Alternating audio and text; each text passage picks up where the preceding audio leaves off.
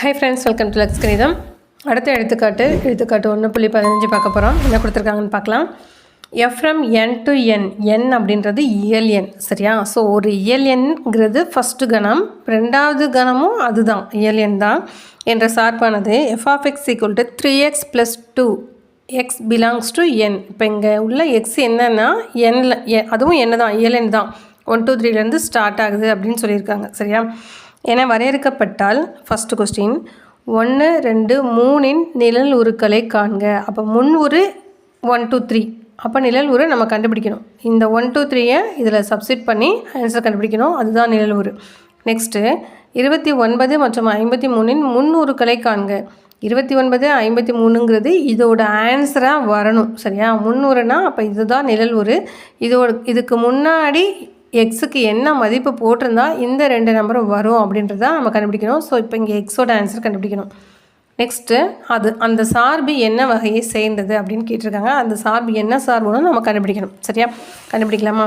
First one f from N to N, இது கொடுத்துருக்க function. அடுத்து f of x equal to 3x + 2, இது கொடுத்துருக்க அல்ஜிப்ரிக் எக்ஸ்பிரஷன். நெக்ஸ்ட்டு 1 2 3இன் நிழல் உருக்களை காண்க அப்படின்னு கேட்டிருக்காங்க. ஸோ இது மூணுமே முன் உரு, இதை நான் இங்கே சப்ஸ்டிட் பண்ணணும். அப்போ எஃப் ஆஃப் 1 நான் கண்டுபிடிக்கணும். அப்போது 3 × 1 + 2 ஈக்குவல் டு மல்டிபிள் பண்ணால் 3 + 2, அப்போ ஆன்சர் 5. எஃப் ஆஃப் 2 3 × எக்ஸ் இருக்க வேண்டிய இடத்துல மட்டும் 2 சப்ஸ்டிட் பண்ணணும்.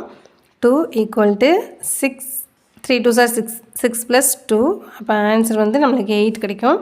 அடுத்து எக்ஸ் இருக்க வேண்டிய இடத்துல நம்ம 3 சப்ஸ்டிட் பண்ணணும். So 3 × 3 + 2, 3 3s are 9 + 2 equal to 11.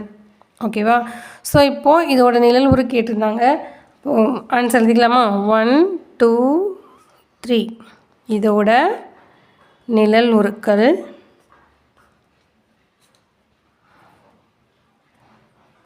Equal டு 5 8 11.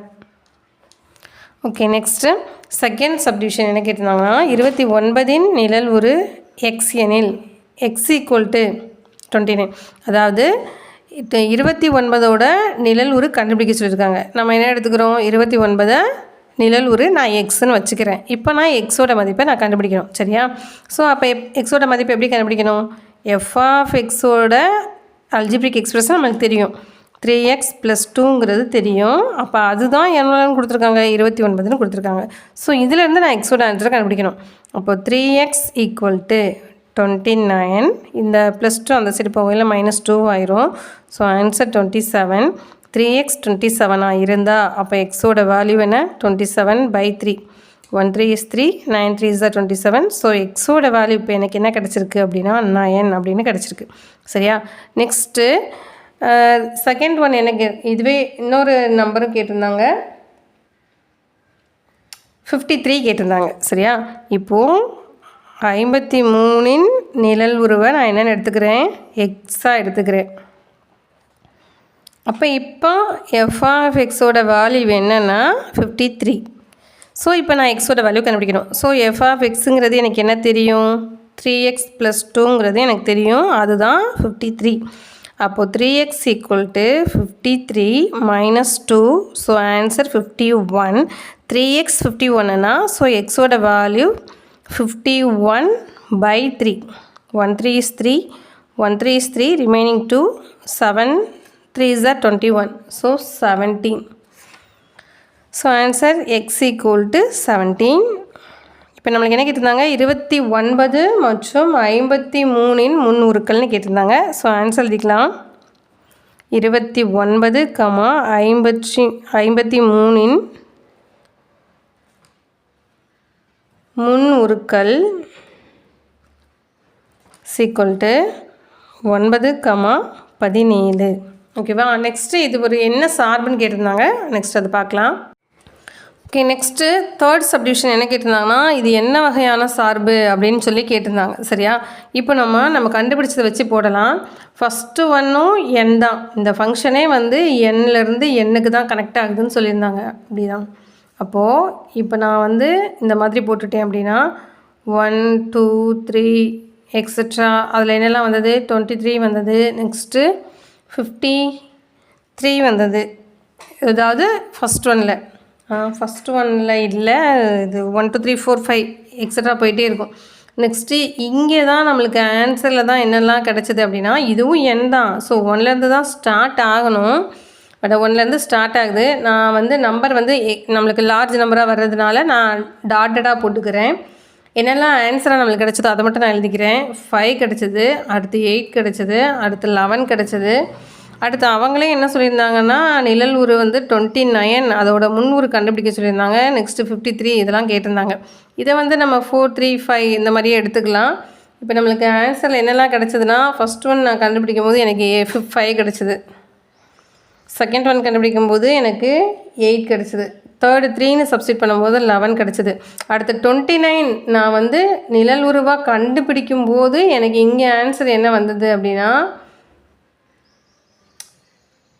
ஆன்சர் 9 x = 9 கிடச்சிது. அடுத்து 11 கிடச்சிது. ஸோ நான் இங்கே வந்து 9 வச்சுக்கிறேன்னு வச்சுக்கோங்க. இப்போ 29 கண்டுபிடிக்கும் போது எனக்கு 9 கிடச்சிது. 53 கண்டுபிடிக்கும் போது 17 கிடச்சிது. சரியா? ஸோ இந்த மாதிரி எனக்கு ஆன்சர் வந்திருக்கு. நானாக சப்ஸ்டிட் பண்ணும்போது ஆர்டராக தான் சப்ஸ்டிட் பண்ணுறேன். 1 2 3 4 5 6ன்னு நிறையா சப்ஸ்டிட் பண்ணுறேன். ஆனால் 1க்கு எனக்கு 5 கிடச்சிருக்கு, செகண்டுக்கு 8 கிடச்சிருக்கு. அப்போ ரிமைனிங் இங்கே 1 to 4 வரைக்கும் நம்பர்ஸ் இருந்திருக்கும். அதே மாதிரி இங்கேயும் 3 6 7லாம் இருந்திருக்கும், 9 10 எல்லாம் இருந்திருக்கும். ஸோ இப்போ இடையில வந்து நிறைய நம்பர்ஸ் வந்து இங்கே இல்லாமல் இருக்குது. சரியா? ஸோ நம்மளுக்கு ஒவ்வொரு நம்பர் சப்ஸ்டிட் பண்ணும்போதும் எனக்கு ஆன்சர் வந்து ஒரே மாதிரி கிடைக்கல, வேறு நம்பர் தான் கிடைக்குது. அதனால் நான் இதை என்னன்னு சொல்லலாம், ஒன்றுக்கு ஒன்றான சார்புன்னு சொல்லலாம். சரியா? ஸோ அப்போ நான் எப்படி எழுதணும் அப்படின்னா, எண்ணின் வெவ்வேறு மதிப்பகத்திற்குன்னு போட்டுக்கலாம். இதுதான் மதிப்பகம். சரியா? மதிப்பகத்திற்கும்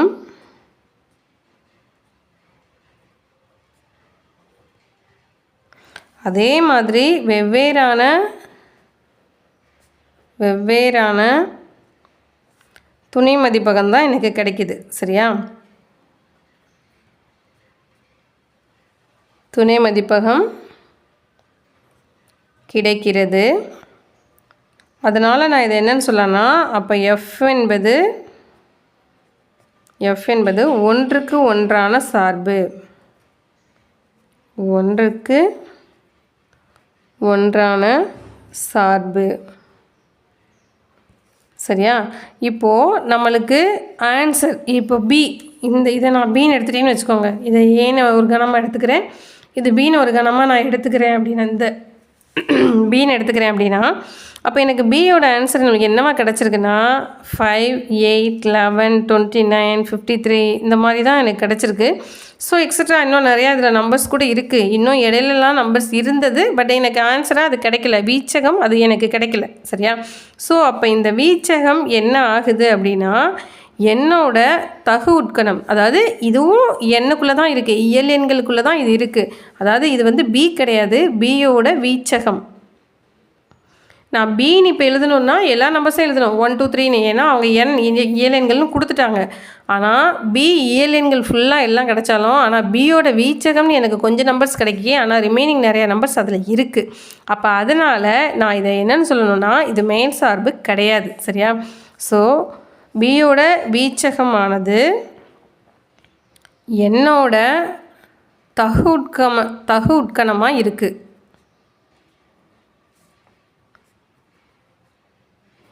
இப்போ மதிப்பகமும் துணை மதிப்பகமும் வீச்சகமும் ஒன்று போல் இருந்தால் அதை மேல் சார்புன்னு சொல்லுவோம். ஆனால் இங்கே துணை மதிப்பகம் வேறு, 1லேருந்து எல்லா நம்பருமே அதில் இருக்கும், அது இயல் எண்கள். ஆனால் அதோடய வீச்சகம்னு பார்த்திங்கன்னா எனக்கு கொஞ்சம் நம்பர்ஸ் தான் கிடைக்கிறதுனால எஃப் என்பது மேல் சார்பு இல்லை. ஓகேவா? இதை வந்து என்னென்னு சொல்லலாம், ஒன்றுக்கு ஒன்றான சார்பு, பட் ஆனால் இது மேல் சார்பு கிடையாது. அந்த சார்பை பற்றி நம்ம சொல்ல வர்றது இதுதான். ஓகேவா? ஓகே, இந்த சம் உங்களுக்கு தெளிவாகவே புரிஞ்சிருக்கும் அப்படின்னு நினைக்கிறேன். வீடியோ பிடிச்சிருந்ததுன்னா லைக் பண்ணுங்கள், ஷேர் பண்ணுங்கள். Okay friends, thank you.